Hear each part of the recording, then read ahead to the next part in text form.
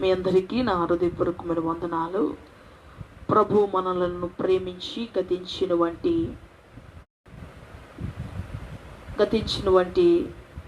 మరి నెల నుంచి మొదటి ఆదివారంలోనికి ప్రభు మనల్ని సిద్ధపరిచి నడిపించారు. అందుని బట్టి దేవునికి స్తోత్రములు చెల్లించుకుంటున్నాను. బిడ్డలారా, మీ అందరూ బాగున్నారు కదా? మీ ప్రార్థన విన్నపములు ఏదేమైనా తప్పక మరి మన వాట్సాప్ గ్రూప్ నుంచి కానీ, మరి యూట్యూబ్ ఛానల్ నుంచి కానీ, లేదంటే మరి పర్సనల్గా కానీ దయచేసి ప్రతి ప్రార్థన విన్నపాన్ని తెలియచేయవలసిందిగా మీకు హృదయపూర్వకంగా మనవి చేస్తూ ఉన్నా. బిడ్డలారా, దేవుడు మిమ్మల్ని అందరినీ దీవించునుగాక. మరి తప్పక ఈ వీడియోస్ని చూసి దేవుడు చెప్తున్న వంటి మాటల ప్రకారంగా మీరు ఎంతగానో బలపరచబడతారు. మరి కాకినాడ ప్రాంతంలో ఉన్న పరిచర్యలో ఉన్న వంటి బిడ్డలందరికీ వందనాలు.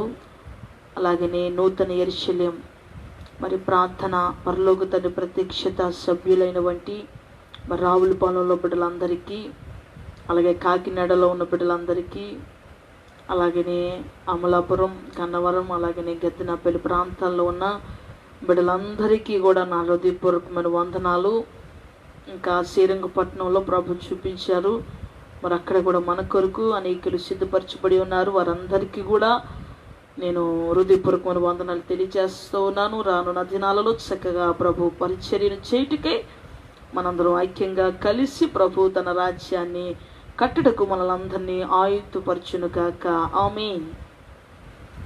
బిడ్డలారా, ఇందాక నేను ఒక చరణం పాడి ఉన్నాను. అదొక చరణం పాడి ఒక చిన్న విషయాన్ని తెలియచేసి మనము మరి ప్రభు వర్తమానం మనకు అందించునుగాక. పిండమునై నేనుండగా నన్ను ముందే ఎరిగినది నీ కృపా. పిండమునై నేనుండగా నన్ను ముందే ఎరిగినది నీ కృపా. పిండమునై నేనుండగా నన్ను ముందే ఎరిగినది నీ కృపా. లోకము నుండి వేరుపరచి, లోకము నుండి వేరుపరచి అభిషేకించింది నీ కృపా. అభిషేకించినది నీ కృపా. కృపయే నన్ను కన్నది, కృపయే నన్ను కొన్నది, కృపయే నన్ను కన్నది, కృపయే నన్ను కొన్నది, నీ కృపయే నన్ను కన్నది. దేవునికి స్తోత్రం. నా తల్లి గర్భములో బయటకు వచ్చినప్పుడు నేనున్న స్థితి ఒక మాంసపు ముద్దల, చాలా వాపుతో, ఒక వైపు పెద్దగా ఒకవైపు చిన్నగా. మరి అప్పుడు ఎవరైనా ఇంకా అలాగా అందవికారముగా ఉండి బతకరు అనే వారిని పెంట మీద చాటలో వేసి పడివేసేవారట. మరి ఎంతసేపు ఉంచేవారో నాకు తెలియదు, కానీ బ్రతికితే తీసుకొచ్చుకునేవారు. కానీ ఈరోజు ప్రభుకి పిండమునై నేనుండగా నన్ను ముందే ఎరిగిన ఆయన కృపలో నన్ను దాచిన దేవుడు ఈరోజు సజీవంగా ఆయన కృప చేత నన్ను భద్రపరిచి బలపరిచి అనేకుల కొరకు అభిషేకించి నడిపిస్తున్న దేవునికి నేను ఎంతగానో రుణపడి ఉన్నాను. బిడ్డలారా, ఈ పరిచర్య ప్రభు చూపించి ఉన్నారు. అక్షరము రాని అజ్ఞానినైనప్పటికీ కూడా నేటికి ఆయన కృప చేత నడిపిస్తూ ఉన్నారు. ఈ మొదటి ఆదివారం కొరకు ప్రభుని అడుగుతా ఉన్నాను, ప్రభువా నీ బిడ్డలైన వారికి మీరేం చెప్పబోతా ఉన్నారు అని. ప్రభువా నీ బిడ్డలైన వారికి మీరు చెప్తున్నటువంటి ఉద్దేశం ఏమిటి అని ఎంతగానో ప్రార్థిస్తా ఉన్నాను. జరుగుతున్నటువంటి పరిస్థితిని బట్టి ఆర్థికంగా, అనారోగ్యంగా ప్రపంచ వ్యవస్థ ఎంతగానో బలహీనపరచబడుతూ ఈరోజు కుటుంబాలు భయముతో ఎక్కడ చూసినా భయంకరంగా 10ల్లో నుంచి 100ల్లో నుంచి వేలల్లో నుంచి ఈరోజు ప్రపంచ వ్యవస్థలో లక్షల వరకు ఈ వైరస్ వ్యాపించి అనేకులను మరణముకు గురి చేస్తా ఉంది. ఇట్టి సమయంలో నీ బిడ్డలైన వారు ఏమి చేయాలి అని ప్రభువా అని ప్రార్థిస్తూ నేను అడుగుతా ఉన్నాను. నాయనా, నన్ను మీరు బ్రతికించారు కదా, ఎందుచేతను మీరు సజీవంగా ఈ రీతిగా ఉంచారో నాకు పూర్తిగా తెలియదు, ఇంకా తెలియవలసి ఉన్నది. అయితే ఈ రోజుకి సజీవంగా మీరు నడిపిస్తున్నారయ్యా అని దేవునికి ప్రార్థిస్తూ ఉన్నాను, నా మనస్సులో ప్రార్థిస్తూ ఉన్నాను. వీలు కుదిరినప్పుడు సమయము కేటాయించుకొని ప్రార్థిస్తూ ఉండగా ప్రభు ఈ మాటలు చూపించారు. మీ పరిశుద్ధ గ్రంథములను తెరిచి ఈ మాటలు చదువుతాం బిడ్డలారా. మరొకసారి ప్రభు చూపించారు. ఇర్మియా గ్రంథము 5వ అధ్యాయము 1వ వచనం చదవగా విందాం. చదవండి.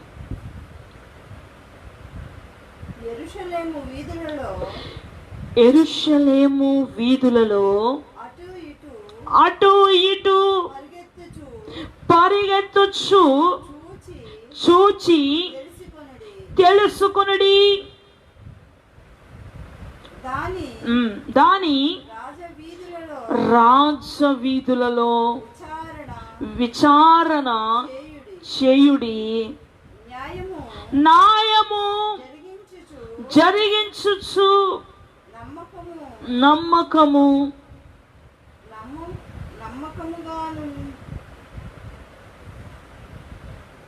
నమ్మకముగా నుండా యత్నించుచున్న ఒకడు మీకు కనబడిన ఎడల, నమ్మకముగా ఉండుటకు ప్రయత్నించేవాడు మీకు ఎవరైనా కనపడుతుంటే చదవండి, నేను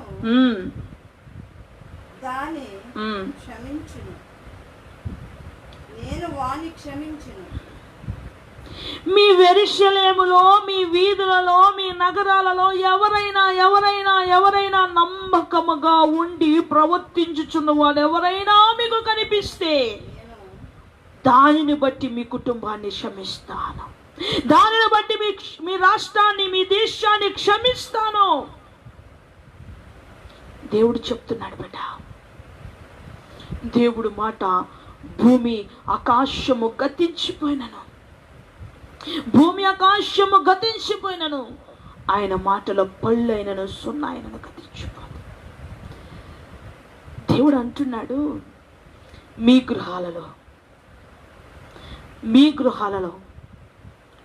ఒక్కడు దేవునికి యథార్థవంతులుగా జీవిస్తే ఎన్ని నిందలు వచ్చినా, ఎన్ని బాధలు వచ్చినా, ఎంత వెకిలిగా మాట్లాడుతున్నా ఒక్కళ్ళని బట్టి మీ కుటుంబాన్ని మారుస్తానంటున్నాడు. విచారణ చేయండి, గ్రామాలలో చేయండి, పట్టణాల్లో చేయండి, నగరాలలో చేయండి. ఈరోజు ఎక్కడ చూసినా భయము ఏదో రీతిగా సంభవిస్తానే ఉంది. ఎక్కడో దిక్కున కొత్త వ్యాధులు, కొత్త జీవులు పుట్టుకొస్తూనే ఉన్నాయి. దుర్మార్గత, దుష్టత్వము ప్రజలను ఏలుబడి చేస్తూ ఉంది. ఎక్కడ చూసినా క్షేమము లేదు, ఏ కుటుంబానికి చూసినా భద్రత లేదు. అయితే ప్రభు ఈ పూట అంటూ ఉన్నారు, ప్రభు ఈ పూట మనకిస్తున్న వాగ్దానము ఏమిటి అంటే, ఇదిగో రాజ్య నగరాలలో, రాజ్య వీధులలో ఒక్కడు నమ్మకంగా కనిపిస్తే నేను దానిని బట్టి క్షమిస్తున్నాను. ఈరోజు మన కుటుంబానికి క్షమాపణ కావాలి బిడ్డలారా, క్షమాపణ కావాలి. ఈ జరుగుతున్న సంభవాలను బట్టి తెలియని ఒక పరిస్థితిలోనికి వెళ్ళిపోయాం. ఆర్థిక పరిస్థితి ఒకవైపు కృంగదీస్తూ ఉంటుంటే, అనారోగ్య పరిస్థితి ఒకవైపు కృంగదీస్తూ ఉంటుంటే, మానసిక పరిపక్వత రాక, దైవికంగా ఉండక, కుట్టుపడుతున్న భక్తిహీనతలో, నులువెచ్చని స్థితిలో ఒకవైపు ఏం చేయాలో అర్థం కాని స్థితిలో ఉన్న బిడ్డ, నీ విశ్వాసం కాపాడుకో. నీ విశ్వాసము సరళిపోనివద్ది పూట ప్రభు చెప్తున్నాడు. దేనిని బట్టి, ఎందును బట్టి, మనుషులను బట్టి, కుటుంబమును బట్టి, కుటుంబములో ఉన్న మనస్సులను బట్టి, పరిస్థితులను బట్టి మనస్సును గలిబిలపరుచుకోవద్దు. గలిబిల చేయు ఆత్మ మనుషులలో నుంచి నీ యొక్క మనో విధానాన్ని పాడు చేస్తుంది. కానీ నీవు గలిబిల పడవసరంలా. ఎందుకంటే నీవు దేవునికి కనిపించుట చాలా ప్రాముఖ్యం. నిన్ను బట్టి నీ కుటుంబాన్ని మార్చబోతా ఉన్నాడు పూట. నిన్ను బట్టి నీ కుటుంబాన్ని స్వస్థపరచబోతా ఉన్నాడు పూట.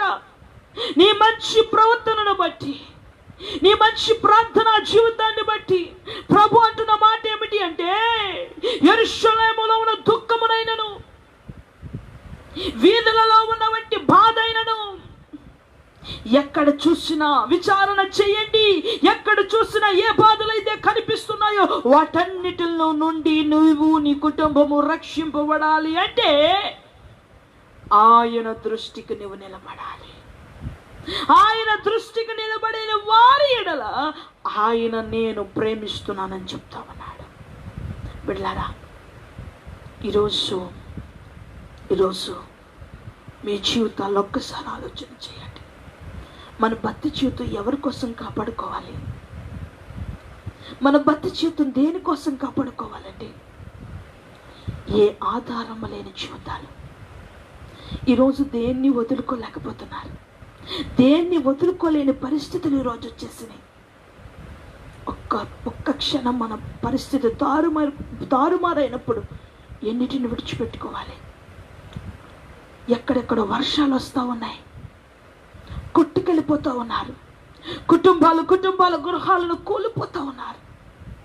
ఒక చోట సునామీలు వస్తూ ఉన్నాయి. వ్యాధుల చేత కొన్ని కుటుంబాలు కొట్టుకుపోతూ ఉన్నారు. భూకంపాల చేత, కరువుల చేత, ఏదో ఒక చోట ఏదో ఒక విపత్తు మనుషులను చుట్టుముడుతూ ఉంది.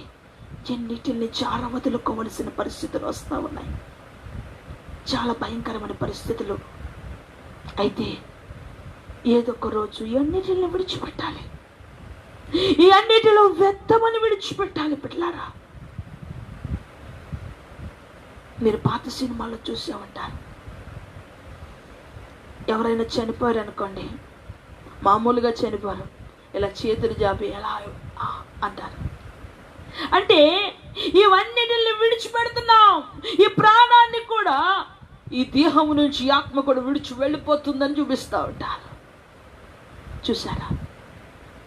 ఇన్నిటిని విడిచిపెట్టవలసిన పరిస్థితి ఉన్నప్పటికీ కూడా విడిచిపెట్టకుండా దేవునికి కనిపించుకున్నట్టుగా మీ భక్తి జీవితం ఉంది. ఇప్పుడు మీరు నిర్ధారణ చేయండి, మీ భక్తి జీవితం దేవునికి కనిపిస్తుందా? ఎందుకు కనిపించాలండి? ఎందుకు కనిపించాలంటే కనిపించవలసిన అవసరం ఎంతైనా ఉంది. ఎందుకంటే నీకు క్షేమం కావాలా, ఆరోగ్యం కావాలా, అభివృద్ధి కావాలా, మేలు కావాలా, రాబోతున్న దినములలో నీకు క్షేమం కావాలా, నువ్వు దేవునికి కనిపించాలి. ఇక్కడ దేవుడే స్పష్టంగా మాట్లాడుతున్నటువంటి ప్రవచనార్థమైన మాట ఏమిటి అంటే, మీరు ఎక్కడ చూసినా ఈ భయంకరమైన పరిస్థితులను బట్టి మరొకసారి మాటలు చదువుదాం. మీ పరిశుద్ధ గ్రంథాలను మీరు చదవండి, అండర్లైన్ చేయండి. ఒకసారి మాటలు చదవండి బిడ్డలారా. యెరూషలేము వీధులలో అటు ఇటు పరిగెత్తుచు చూచి తెలుసుకొనుడి.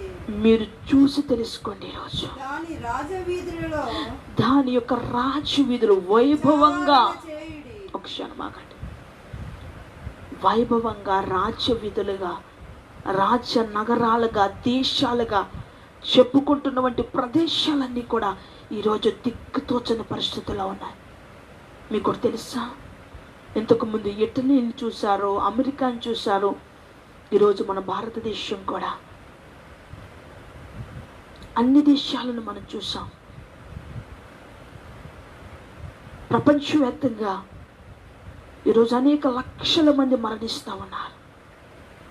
ఈరోజు ప్రతి రాష్ట్రంలో వేల కొద్ది మరణాలు జరుగుతూ ఉన్నాయి. రాజ్యవీధిగా గర్విస్తూ గర్వపడుతున్నటువంటి అమెరికా సైతం కుప్పగొలిపోయిన పరిస్థితిని మనం చూస్తూ ఉన్నాం. ఈరోజు మనకి కూడా ఒక రోజుకి 10,000 మంది ఈ వైరస్ చేత బలహీనపరచబడతా ఉన్నారు. మీరు పరిశోధించండి, రాజనగరులలో, యెరూషలేము వీధులలో మీరు పరిశోధన చేయండి బిడ్డలారా. ఎంత భయంకరమైన పరిస్థితి వచ్చింది. ఈ పరిస్థితి నుంచి తప్పించుకోవాలన్నా, దేవుడు చూడాలన్నా ఏం కావాలట? చదవండి చదవండి. న్యాయము జరిగించుచు నమ్మకముగా నుండా యత్నించుచున్న ఒకడు మీకు కనబడిన ఎడల. ఇక్కడ చూడండి, న్యాయము జరిగించుచు. భక్తి ఎలా కనిపిస్తుంది దేవునికి? భక్తి ఎలా కనిపిస్తుంది దేవునికి అని అడుగుతున్నాను. భక్తి దేవుని దృష్టికి కనిపించాలి. అబ్రహామును దేవుడు చూశాడు, నా ఇల్లంతా నమ్మకస్తుడు, న్యాయము కలిగిన వాడు మోషే, ఎక్కడ న్యాయమైన కంటిలో లేదు. చూసారా, ఆయన కంటి ద్వారా ఎక్కడ అన్యాయం చేయాలని ఆలోచన చేయలేదు. ఈరోజు భక్తి జీవితం అనేది న్యాయము కలిగి ప్రవర్తించాలి. మీరు చూడండి, ఇలాంటి పరిస్థితి వచ్చింది కదా, ఎవరైనా నా దృష్టికి ఒక్కరు బిడ్డలారా, ఈరోజు నీ ఒక్కరు, నీ ప్రార్థన జీవితం, నీ భక్తి జీవితం, నీ ప్రయాస, నీ పోరాటం వ్యర్థమైపోదని బైబిల్ ఈరోజు స్పష్టంగా చెప్తుంది. నువ్వు దేనికోసమైతే ప్రయాసపడుతున్నావు, దేనికోసమైతే భక్తి చేసి వైరాగ్యం కలిగి ఉపేక్షింపబడిన జీవితంలో నివాసం చేస్తున్నావో వ్యర్థము కాదు. ఇదిగో దానికి ప్రతిఫలం ఇస్తున్నాను. ఇదిగో ఈరోజు నీ గృహం మీద, నీ ఇంటి మీద నేను ప్రతిఫలాన్ని పోస్తా ఉన్నాను. ఆమేన్. అదేంటో తెలుసా, ఒక్కరు కనిపిస్తే నేను ఇస్తానన్నాడు కదా. ఈరోజు అలా ఉండడానికి నువ్వు ప్రయత్నించబట్టారా? యేసుక్రీస్తు వారు కూడా ఆయన సేవకు వచ్చే ముందు ఆయన తండ్రి కొరకు పని చేయ ముందు ఆయన దగ్గర నమ్మకంగా ఉండడానికి 40 దినాలు ఉపవాసం ఉండి ప్రార్థన చేసి నలిగి ఉపేక్షింపబడి ఆయన సేవలోనికి కొనసాగింపబడ్డారు.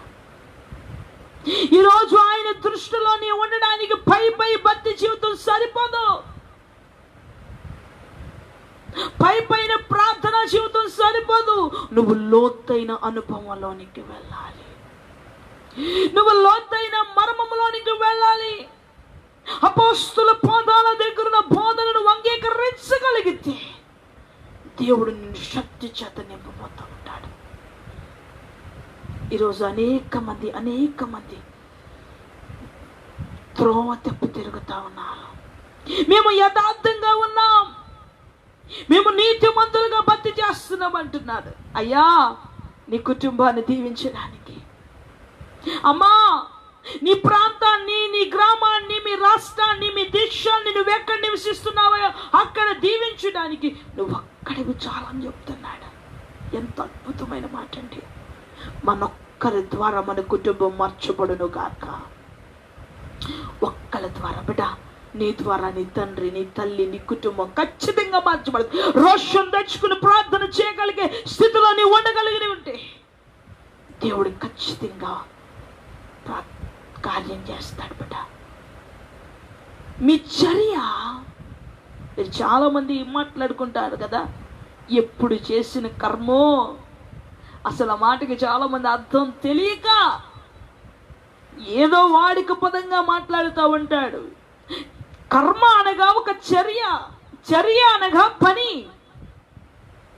ఈ పని ద్వారా వచ్చిన ప్రతిఫలం ఖచ్చితంగా మనిషి పొందాలి, మరొక అవకాశం ఏమీ లేదు.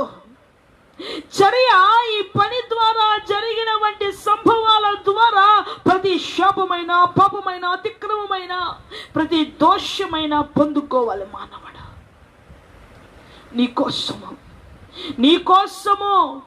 నీకోసము భారము కలిగి ఒక్కడు ప్రార్థించే యాజకుడు ఉన్నాడా? నీకోసము, నీ కుటుంబం కోసం భారము కలిగి ప్రార్థించే వ్యక్తి ఒకరు ఎంచుకొని ఉన్నావా? బిడ్డ, నీకోసం అడ్డుపడి ప్రార్థించేవారు కావాలి. మోషే ప్రజలను దేవుడు కోపపడుతూ ఉన్నాడు. కోపం వస్తుంది అవిధేయతలను బట్టి దేవునికి కోపం వస్తూ ఉంది, కోపం వచ్చేస్తూ ఉంది. ఏంటిలాగా అని కోపం వస్తూ ఉంటే మోషే అంటున్నాడు, అయ్యా అయ్యా అయ్యా అయ్యా వద్దయ్యా, దయచేసి వద్దయ్యా, అయ్యా వద్దయ్యా, నేను చెప్తున్నాను కదా, వద్దు, అస్సలు వద్దు, మీరు అలాంటి నిర్ణయం వద్దయ్యా, ఇంతవరకు మీరు నడిపించిన ప్రయాసం వ్యర్థమైపోతుందయ్యా, దయచేసి క్షమించండి. నేను అడుగుతున్నాను, ఈరోజు నీ కుటుంబంలో జరుగుతున్న పాప, శాప, దుర్మార్గములు పెంచగలిగే వ్యక్తి ఉన్నాడా? ఒక్కళ్ళ ప్రార్థన ద్వారా రాష్ట్రాన్ని, గ్రామాన్ని, వీధుల్ని, రాజ్యం, వీధులని బాగు చేస్తానంటున్నాడు ఈ పూట. ఒక్కళ్ళ ప్రార్థన ఈ పూట యావత్ ప్రపంచాన్ని మారుస్తుందని చెప్తా ఉన్నాడు. కానీ ఆ ఒక్కళ్ళ ప్రార్థన యథార్థంగా ఉండాలి. ఖచ్చితంగా బిడ్డ, దేవుని యందు యథార్థం కలిగి నడుచుకున్న వాళ్ళ ఎడల ఆయన కృప అత్యధికంగా ఉంటుంది. దాని దగ్గర మీరు వేరేగా ఇంకేమీ ఆలోచన చేయవసరం ఏమీ లేదు. ఈ పూట ప్రభు అంటున్నాడు, దేవుడు మనకు ఉచితమైన కృప ఇచ్చాడయా. హాస్పిటల్కి వెళ్ళి మందులు కొని తెచ్చుకుంటున్నాం, కిరాణా కొట్టుకు వెళ్ళి మనం కావలసిన సరుకులు తెచ్చుకుంటున్నాం, కూరగాయలు కొట్టుకెళ్ళి కూరగాయలు తెచ్చుకుంటున్నాం, దినానికి సంబంధించిన వస్తువులన్నీ కొని తెచ్చుకుంటున్నాం. కానీ ఆయన కృప కొని తెచ్చుకుంటే వచ్చేది కాదయా. ఆయన కృప నీ యథార్థ ప్రవర్తనను బట్టి వచ్చేది. అది మర్చిపోయి బ్రతుకుతున్నాను. ఒక్కటి మర్చిపోయి బ్రతికితే నీ జీవితం ఎంత అజ్ఞానంగా వెళ్ళిపోతుందో ఆలోచించుకో.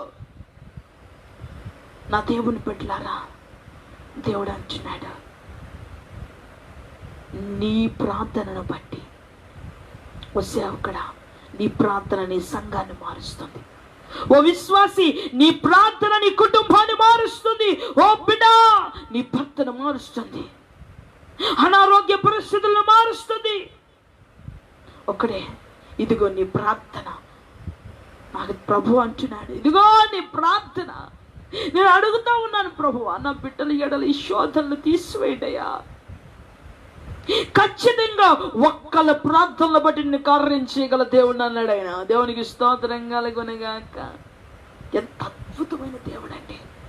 నేను అనుకున్నాను, ఒక్కళ్ళ ప్రార్థన బట్టి ఒక కుటుంబాన్నే కాదు, ఒక్కరి ప్రార్థన బట్టి యావత్ ప్రపంచాన్ని రక్షించగలిగిన దేవుడు అని చెప్పాడు ఆయన. అందుకే కదా అడిగాడు అబ్రహాము, ప్రభువా, ఒక్కలుంటే రక్షిస్తావా?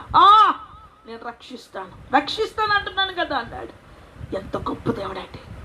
ఆయన యందు భయభక్తులు కలిగి ఉన్న వారి యొక్క ప్రతి మాటకి కూడా ఆయన సమాధానం చెప్పువాడై ఉన్నాడు.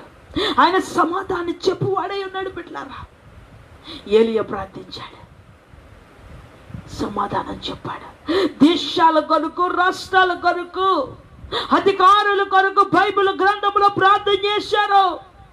వారి ప్రార్థన ద్వారా క్షేమాన్ని అనుగ్రహించిన దేవుడు ఈరోజు నీ ప్రార్థన ద్వారా, మన ప్రార్థన ద్వారా గొప్ప కార్యాలు రాష్ట్ర ప్రపంచంలో జరుగునుగాక. వేల లక్షల కొలిది మరణాలు జరగబోతా ఉన్నాయి. అందులో నీ కుటుంబము, నీ బిడ్డలు మరణించకుండా ఉండాలని ఈ పూట ప్రభు నీవు నీ ప్రార్థన ద్వారా నీ కుటుంబాన్ని కాపాడుకో. నీ ప్రార్థన ద్వారా నీ కుటుంబాన్ని కాపాడుకోగలిగే స్థితిలో నీవు.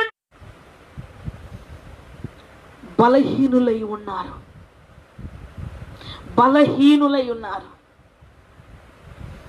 ప్రార్థన ఈరోజు ఏదోరా చేస్తావన్నారు. అసలు చాలా మంది ప్రార్థన చేసే స్థితి నుంచి ఎక్కడికో వెళ్ళిపోయారు. ఆధ్యాత్మిక జీవితంలో నుంచి ఎక్కడికో దిగజారిపోయారు. ఈ మనసు ఎక్కడికో వెళ్ళమంటుంది. వెళుతున్న ప్రతి చోటికి వెళ్ళిపోతా ఉన్నారు మనుషులు. ఈరోజు నా ప్రియ బిడ్డ, ఒకానొక రోజు ప్రభు నీకు సహాయకుడిగా ఉండాలంటే ఈ జరగబోతున్న పరిస్థితుల్లో నీ తల్లిని కాపాడుకోవాలని, నీ తండ్రిని కాపాడుకోవాలని, అయ్యో నా భర్తను మార్చుకోవాలని, అయ్యో నా బిడ్డను మార్చుకోవాలని ఆలోచన కలిగి కన్నీరు కార్చి నువ్వు యథార్థంగా ఉంటే నీ ప్రార్థన ద్వారా ప్రభు ఈ పూట మారుస్తానని వాగ్దానం చేస్తామన్నాడు. ఒకసారి యెషయా గ్రంథం చదువుదామండి. యెషయా గ్రంథము 22వ అధ్యాయం 30వ వచనం. యెషయా గ్రంథము 22వ అధ్యాయం 30వ వచనం.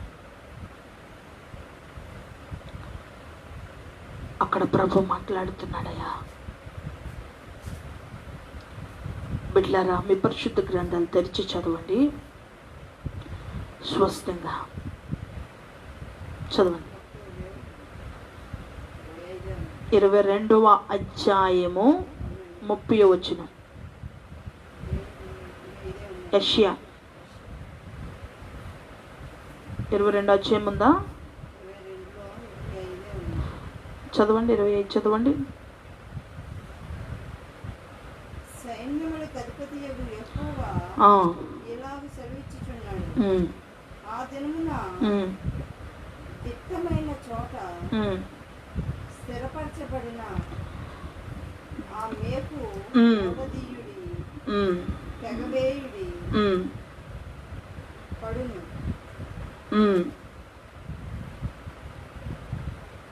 చదవండి. దాని మీదనున్న భారము నాశనమగును. ఇలాగు జరుగునని యెహోవా సెలవిచ్చి ఉన్నాడు. చదవండి. మీరు ఎంత చదివారు? 25 చదివారా? 21 నుంచి చదవండి.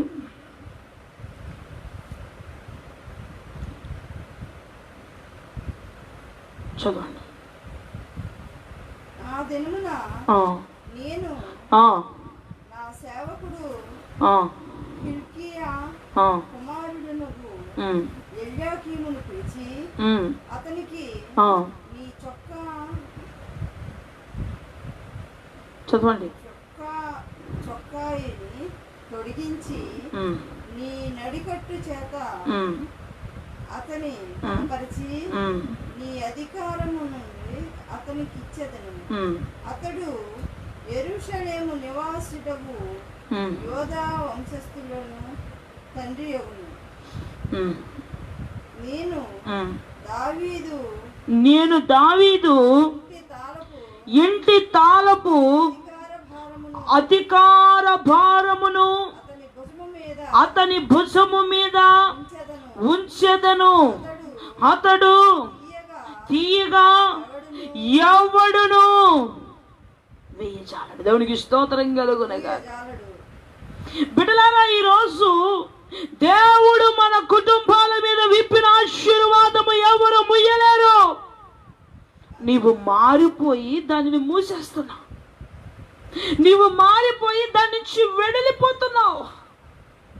ఈరోజు దేవుడు కుమారుడుగా వచ్చి ఆశీర్వాదపు తాళమును శాపం అనేవంటి ఒక భయంకరమైన బంధకములను తప్పాడు. ఈరోజు మనం ఫ్రీగా ఈరోజు స్వతంత్రంగా చక్కగా దేవుడి ఆశీర్వాదాలను ఆస్వాదించవలసిన జీవితంలో ఉండవలసిన వారమై ఉండి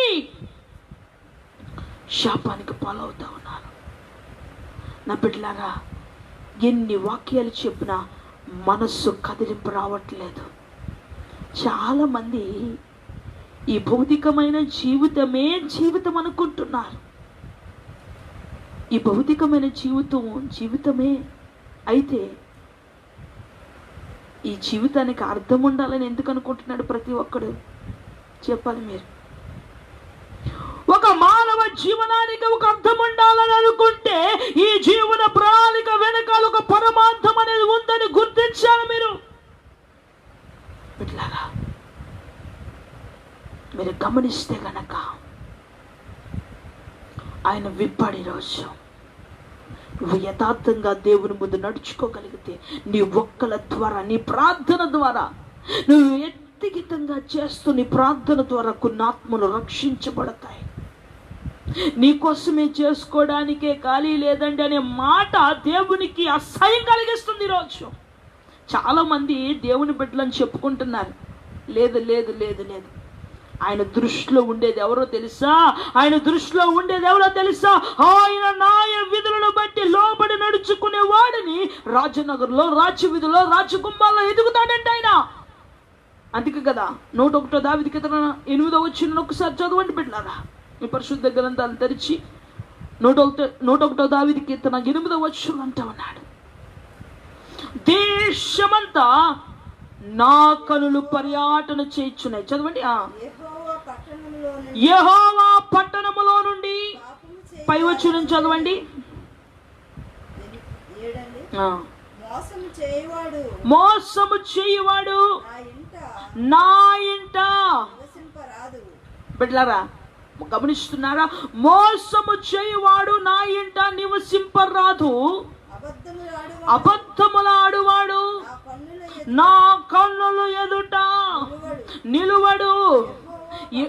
యెహోవా పట్టణములో నుండి పాపము చేయువారు అందరినీ నిర్మూలము చేయుటకై దేశమంతా భక్తిహీనులందరినీ ప్రతి ఉదయమున నేను సంహరించెదను. ఆయన కన్నులారట, ఆయన కన్ను దృష్టికి మనము నీతిమంతులుగా కనిపించాలి. నేను క్రైస్తవురాలనండి, లేదా నేను ప్రభు బిడ్డనండి, ఇవన్నీ ఈ భౌతికమైన మాటలు ఒక మాటలంతే. ఆయన దృష్టికి కనిపించగలిగే భక్తి. ఈరోజు నీ కుటుంబం రక్షింపబడాలన్నా, నీ బిడ్డలు రక్షింపబడాలన్నా, నీ కుటుంబం సమృద్ధిలోనికి వెళ్ళాలన్నా ఒకే ఒక ఆయుధం ఏంటో తెలుసా? నీవు ఆయన దృష్టికి యథార్థవంతుడిగా కనిపించాలి.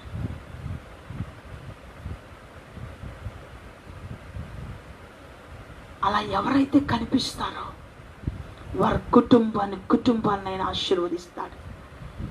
నీ ప్రాంతం, నీవుంటున్నటువంటి గ్రామం, మనం ఏ ప్రదేశాల్లో ఉన్నామో, ఏ గ్రామాల్లో ఉన్నామో, ఏ పట్టణాల్లో ఉన్నామో అవన్నీ ఆశీర్వదించబడతాయంట ఒక్కల వల్ల. ఎంత అద్భుతమైన! నీవు అనుకుంటున్నావు నా ప్రార్థన వల్ల ఏం చేయగలనని. నీ ప్రార్థన వల్ల యావత్ ప్రపంచాన్ని కదిలించగలవు. అది దేవుడు చెప్తున్న సారాంశం. నీ ప్రార్థన విలువ నీకు తెలియకపోవచ్చు, కానీ నీ ప్రార్థన విలువ దేవునికి తెలుసు. నువ్వు యథార్థంగా చేస్తున్న నీ ప్రార్థన విలువ ప్రభుకు తెలుసు. ఒకవేళ నువ్వు యథార్థంగా చేయకపోతే ఇప్పుడైనా యథార్థంగా చేయడానికి ప్రారంభించు. ఇప్పుడైనా యథార్థంగా నడుచుకోవడానికి ప్రారంభించు బిడ్డ. చాలా మంది చాలా సర్వీస్ చేస్తూ ఉంటారు. కొంతమంది రకరకాల సర్వీసెస్, అవన్నీ నేను చెప్పలేను, కానీ అన్నిటికన్నా ఈ ప్రపంచానికి అద్భుతమైన సర్వీసులు అందించే ఒక భాగం ఏంటో తెలుసా? నీవు చేసే ప్రార్థనే. ప్రపంచానికి అద్భుతమైన సర్వీసులు అందించేది ఏంటో తెలుసా? నీవు దేవునికి రిక్వెస్ట్ అడిగి, అయ్యా దేశాన్ని, పట్టణాన్ని, గ్రామాలని క్షమించి రక్షించమని చేసే అదే గొప్ప సర్వీస్. ఆ సారాంశాన్ని తెలుసుకోండి. అందుకే ఇర్మియా గ్రంథం 5వ అధ్యాయం 1వ వచనం అంటాడు, మీరు గ్రామాల్లో చూడండి, యెరూషలేము వీధుల్లో చూడండి, పట్టణాల్లో చూడండి, రాజ్య వీధుల్లో చూడండి, విచారణ చేయండి, గమనించండి. నా ఎదుడు యథార్థవంతుడు ఎవడైనా మొర్ర పెడితే కనుక ఆ విచారణ ఏదైతే ఉందో, దుఃఖం ఏదైతే ఉందో, బలహీనతలు ఏదైతే ఉన్నాయో, ఆ దౌర్భాగ్యమైన పరిస్థితులు ఏదైతే ఉన్నాయో అవన్నిటిని మార్చేస్తాను అంటున్నాడు. ఈరోజు నీ పరిస్థితులు, నీ కుటుంబ వ్యవస్థలో ఏం జరిగినా కూడా ఆయన మార్చడానికి సిద్ధంగా ఉన్నాడు. హల్లెలూయా. బిడ్డలారా, మనం మర్చిపోకూడదు ఏంటో తెలుసా? దేవుని కృపాసనం దగ్గర కూర్చునుట. అది చాలా కష్టంగా ఉందండి ప్రార్థన చేయడం అంటారు మీరు. ముందు మీ దృష్టిని దేవుని వైపు మలచండి. నేను ఉదయం లేచిన వెంటనే కొంతసేపు దేవునికి ఇలా అంట. ఎందుకంటే చాలామంది అడుగుతూ ఉంటారు, మీరు దేవునికి మోకరించగానే ఎలా కనెక్ట్ అవ్వగలుగుతున్నారు, ఎలా మాట్లాడగలుగుతున్నారు అని. దేవునికి స్తోత్రం కలుగును గాక. నేను కళ్ళు మూసుకోగానే ఫస్ట్ ఆఫ్ ఆల్ దేవునితో మాట్లాడే మాట ఏంటో తెలుసా? హల్లెలూయా, హల్లెలూయా, ఆమేన్. అంటే మనలో ఉన్నటువంటి గాలంతా ఏం చేయబడాలి? బయటికి విడిచిపెట్టాలి. ఈ విడిచిపెట్టే గాలితో పాటు ఏం చేద్దా తెలుసా? మన బ్రెయిన్లో ఉన్న ప్రతిదీ బయటికి వెళ్ళిపోతూ ఉంటుంది. తర్వాత అలా కొంతసేపు చేసిన తర్వాత గాలి లోపలికి పీల్చుకున్నప్పుడు నేను నా శరీరము కాదు, బయటికి వదిలినప్పుడు నేను నా మనస్సు కాదు, ఈ శరీరము నాది కాదు అని గుర్తించేవంటి ఒక పరిణామ క్రియ మనలో జరగాలి. నేను నా శరీరము కాదు, నేను నా మనస్సు కాదు, నా మనస్సు నాది కాదు. నా మనస్సు నిండా దైవికమైన ఆలోచనలు నింపాలి. దౌర్భాగ్యమైన తుచ్చమైన ఆలోచనలు రాకూడదు. ఇది నా మనస్సు కాదు, ఇది నా యేసయ్య మనస్సు. క్రీస్తుకు కలిగిన మనస్సు మీరు కలిగి ఉండండి. ఈ శరీరము దేవుని ఆలయం. అందుకే అంట, ఇది నా శరీరము కాదు, ఇది నా మనస్సు కాదు అని. ప్రతిరోజు కూడా నా శరీరానికి, నా మనస్సుకి నేను ప్రతి క్షణము ఒక గుర్తింపుని ఏర్పాటు చేస్తాను. ఎందుకంటే ఈ గుర్తింపు నా దినచర్యను సక్రమంగా నడిపించడానికి క్రియ చేస్తుంది. సక్రమంగా నడిపించడానికి. బిడ్డలారా, మన జీవితంలో భక్తి అనేది చాలా ప్రాథమికంగా, చాలా విలువగా మనము గ్రహించాలి. ఏదో రీతిగా నడిపేస్తే వెళ్ళిపోయేది కాదు భక్తి జీవితం. చాలా జాగ్రత్తగా మన భక్తి జీవితాన్ని నడిపించుకోగలిగే స్థితిలో ఉండాలి. అపోస్తుల యొక్క బోధ యందు స్థిరపరచబడాలి. దేవుడు వచ్చే సమయంలో మహిమ మేఘం ఎక్కి మనం ఎలాగ పైకి వెళతాం? అల్లా టప్పాగా, ఆషామాషిగా, వెకిలిగా, వేళాకోళంగా చేస్తే భక్తిలో మనం ఎలాగ దేవుని కృపాసనం దగ్గర ఉంటాం? ఒక్కడు చేసే ప్రార్థన ద్వారా యావత్ ప్రపంచాన్ని రక్షిస్తానని చెప్పిన ఆయన ఈరోజు ప్రభు అంటున్నాడు, ఒక్కరి ప్రార్థన. రాజనగర్లో చూడండి, రాజవీధుల్లో చూడండి, ఒక్కరి ప్రార్థన ద్వారా మార్పును తీసుకొస్తానంటే నీ ఒక్కరి ప్రార్థన యావత్తు ప్రపంచానికి ఎంత గొప్ప సర్వీస్ చేస్తున్నా తెలుసా? చాలామంది డబ్బులున్న వారు డబ్బులు కలిగినంత సర్వీస్ చేశారు. ఆర్థికంగా బలహీనపడిన వాళ్ళందరికీ కూడా ఆయా సర్వీస్ చేస్తూ ఉన్నారు. అన్నిటికన్నా గొప్ప సర్వీస్ ఏంటో తెలుసండి? యావత్తు ప్రపంచం కొరకు ప్రార్థన చేసే సర్వీస్. ఈ ప్రార్థన అనేది చాలా బలహీనపరచబడుతూ ఉంది బిడ్డలారా. అందుకనే ముందు మీ మనస్సును స్థిరపరచండి, మీ యొక్క బాడీని స్టెబిలిటీగా ఉంచండి.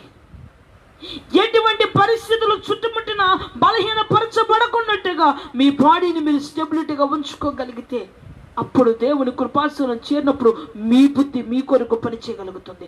మీ మనస్సు దైవికమైన ఆలోచనలతో నింపబడతా ఉంటుంది.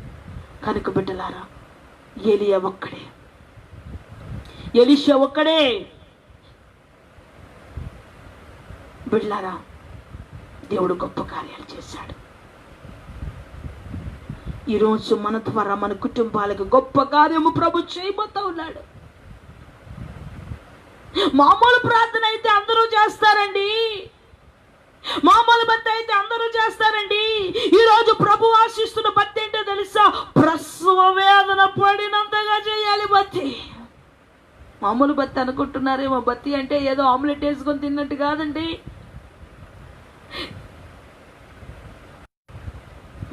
మన భక్తి జీవితం ఎలా చేయాలి అంటే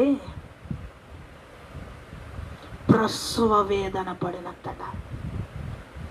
కొండ మీద చేశాడు, ప్రసవ వేదన పడినంతగా యేసుక్రీస్తు వారు చేశారు. వర్షం రమ్మని, వర్షం కొరకు ఎంత బాధో తెలుసండి. ఒక బిడ్డని తల్లి జన్మనిచ్చినప్పుడు ఎంత కష్టపడుతుందో. మన ప్రార్థన అంతలాగా ఉండాలట. ఇది సులువైన ప్రార్థన, సుఖమైన భక్తి చేస్తా ఉన్నారు. ఇవన్నీ నీకు అవసరమేమో ప్రభు అంటున్నారు. రాజనగరులలో, రాజ్య వీధులలో నాకు ఒక్కళ్ళు చూపించండి.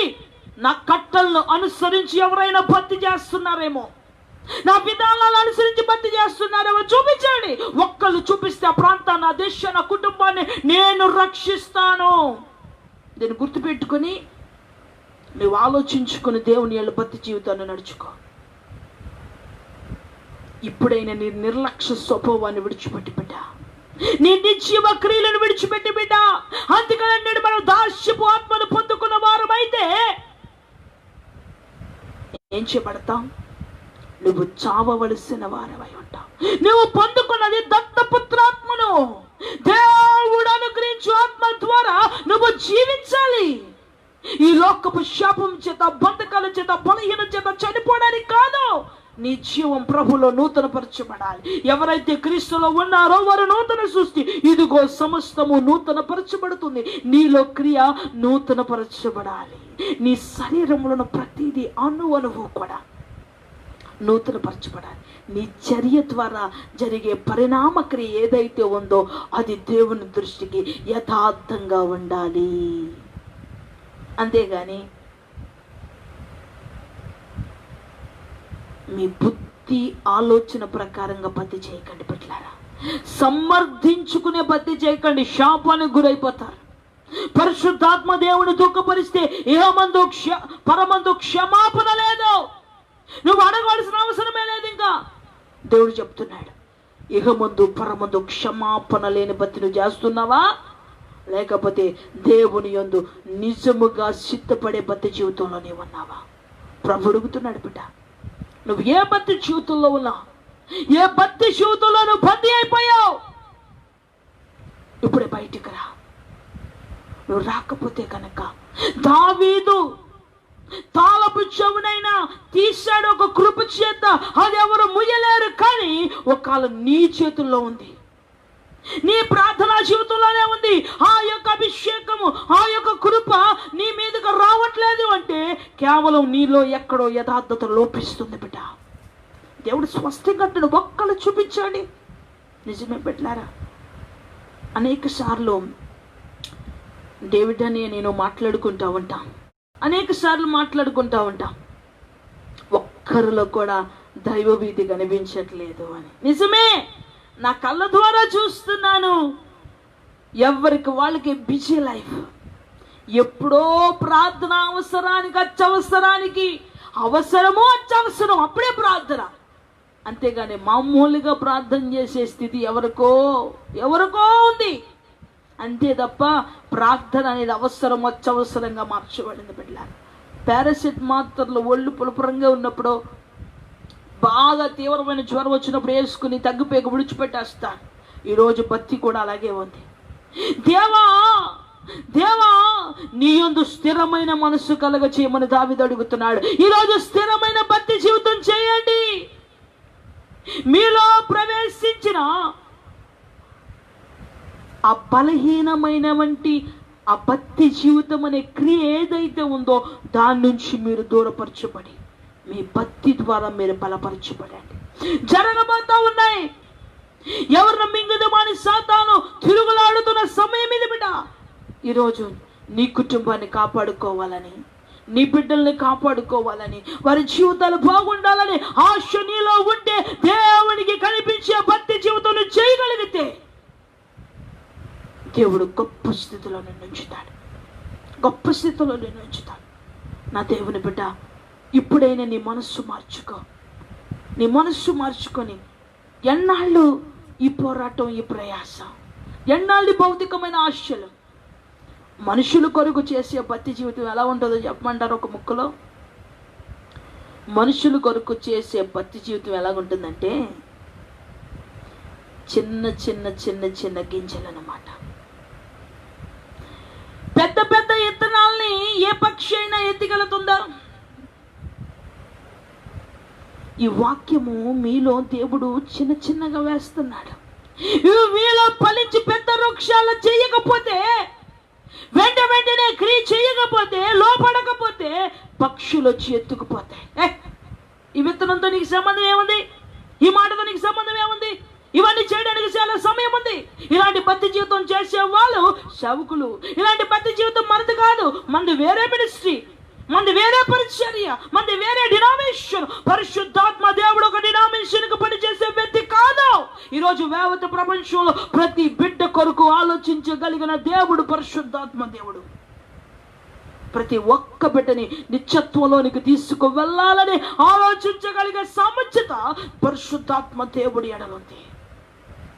మీరు భౌతికమైన వారై ఉంటే కనుక మీ జీవనం వెనకాల ఉన్న ప్రతిదీ బలహీనంగానే ఉంటుంది, బలహీనంగానే ఉంటుంది బిడ్డలారా. కనుక దయచేసి ఒక్క వ్యక్తి ప్రార్థన ద్వారా ప్రపంచంలో మార్పులు తీసుకొస్తానని చెప్తున్నాడు. ఇర్మియా గ్రంథము 5వ అధ్యాయం 1వ వచనం. బిడ్డలారా, ఒక్క వ్యక్తి ప్రార్థన ద్వారా, ఈరోజు నీ ప్రార్థన ద్వారా నీ కుటుంబం ఖచ్చితంగా మారుతుంది. నీకు నమ్మకం లేదేమో, ప్రభు అంటున్నాడు ఒక్క బిడ్డను నాకు చూపిస్తే నేను మార్చేస్తాను అంటున్నాడు. నువ్వు దేవుడి దృష్టి కనిపించుకో. నువ్వు మార్చాలని ప్రయాసపడద్దు, నువ్వు మార్చాలని తొందరపడద్దు, నువ్వు మార్చాలని వేలకోలంగా మారద్దు, నువ్వు మార్చాలని ఏదో విషయాల్లో జోక్యమైపోయి నువ్వు బాధపడద్దు. నీ క్రియ నువ్వు చేయి, దేవుని క్రియ దేవుడు చేస్తాడు. నీ క్రియ ఏంటంటే ఆయన అంటున్నాడు నేను మార్చాలనుకుంటున్నాను, ఒక్క వ్యక్తిని చూపించు. ఆ ఒక్క వ్యక్తిని చూపిస్తే నేను మారుస్తాను అంటున్నాడు. నువ్వు ఒక్క వ్యక్తిగా మార్చబడితే కనుక దేవుడు నిన్ను, నీ కుటుంబాన్ని దీవించునుగాక. ఆమేన్. ఈ కొన్ని మాటలు మీ ఎన్నికలలో ప్రభు దీవించునుగాక. బిడ్డలారా, ప్రార్థన చేసుకుందాం. మహాపరిశుద్ధుడా, ప్రేమ నమ్మకమైన మా ప్రియా పరలోకపు తండ్రి, ఈ మొదటి ఆదివారం 6వ మాసములో మాతో మాట్లాడిన దేవానికి స్తోత్రము. నిజమే, ఇదిగో ప్రభా, మీ దృష్టికి ఒక్కలు ప్రభా, ఏ పరిస్థితుల్లో ఏ కుటుంబం ఉందో, ఏ గ్రామము ఏ పరిస్థితుల్లో ఉందో, ఏ సంఘము ఏ పరిస్థితుల్లో ఉందో, ఒక్కరు కనిపిస్తే ఆ సంఘాన్ని మారుస్తాను, ఒక్కరు కనిపిస్తే ఆ కుటుంబాన్ని దీవిస్తాను, ఒక్కరు కనిపిస్తే ప్రపంచ దేశాలను సైతం నేను కార్యాలు జరిగిస్తానన్నా. ఇదిగో ప్రభా, అనేక మంది ఉన్నారు. ప్రతి ఒక్క బిడ్డలో ఏదో ఒక లోపం ఉంది. ఆ లోపములను సవరించండి. ఈ పూట ఈ యొక్క వర్తమానము ఎంతమందికి అయితే చేరబోతూ ఉందో ప్రతి ఒక్క బిడ్డలో ఉన్న లోపములను యేసు నామములో తీసివేయమని మీరు మాట్లాడి ప్రభా, ఈ విత్తబడిన ఈ విత్తనాలు ఏ పక్షులు ఎత్తుకుపోకుండగా భక్తి జీవితంలో తీసుకున్న నిర్ణయాలను బట్టి బలోపేతమవి ఆత్మ సంబంధంగా నడిపింపబడడానికి ప్రతి ఒక్క బిడ్డకి కార్యములు జరిగించమని, జరుగుతున్న ప్రతి సంభవములను బట్టి ప్రతి ఒక్క బిడ్డకి మీ కాపుదల దయచేసి ఈ ప్రార్థనలో ఏకేపిస్తున్న కుటుంబాలుగా దూరాన సమీపాన ఏకేపిస్తున్న ప్రతి బిడ్డ ఎడల మీ ప్రసన్నత కుమ్మరింపు చేసి బలపరచమని, ఈ పూట బిడ్డల్ని మీ కృపాస్థానానికి అప్పగించుకునిచ్చు ఆశీర్వదించమని యేసు అతి కార్యము కలిగిన నామములో బిడ్డలందరినీ మీ చేతులకు సమర్పించుకుంటూ ప్రభా, మీరు దీవించి ఆశీర్వదించి సమృద్ధి చేత నింపండి. ఈ ఆదివారము ఈ పునరుత్థాన ఆశీర్వాదాలు కుటుంబాలకి బిడ్డలకి సమృద్ధిగా దయచేయమని యేసుక్రీస్తు వారి నామములో అడుగుచున్నాను తండ్రి. ఆమేన్. యేసురతమే జయం, ప్రభు యేసురతమే జయం, ప్రభు యేసురతమే సంపూర్ణ విజయం. అపవాదికనంత నాశనం కలుగునుగాక. ఆమేన్. ప్రభువైన యేసుక్రీస్తు వారి కృప, పరిశుద్ధాత్మ దేవుని కన్నుని సహవాసం కుటుంబాలకు, బిడ్డలకు, సకల పరిశుద్ధులకు సదా మనందరికీ కూడా తోడై ఉండి నడిపించునుగాక. ఆమేన్. ఆశీర్వాదంబుల్ మా మీద వర్షింపచేయుమేషా,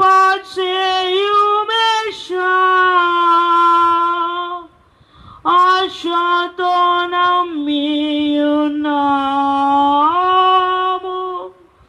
నీ సత్యవాగ్దానముల్